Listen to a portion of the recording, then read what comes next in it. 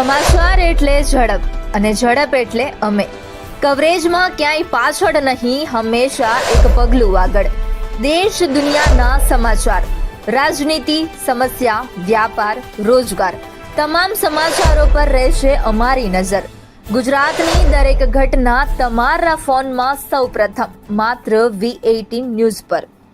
દિલ્હીમાં 10 નવેમ્બરે લાલ કિલ્લા પાસે થયેલા કાર બ્લાસ્ટ મામલે મોટો ખુલાસો થયો છે.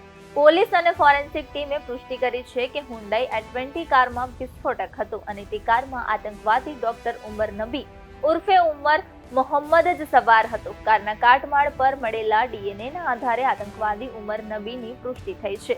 તેના સેમ્પલ તેના પરિવાર સાથે 100% મેચ થયા છે, જે બાદ હવે સ્પષ્ટ થઈ ગયું છે કે આ બ્લાસ્ટ ઉમર નબીએ જ કર્યો હતો, જેને કારણે 12 નિર્દોષ લોકોએ જીવ ગુમાવ્યો જ્યારે 20 ઇજાગ્રસ્ત થયા છે. આતંકવાદીઓએ 11 દિવસ અગાઉ જ આ કાર ખરીદી હતી.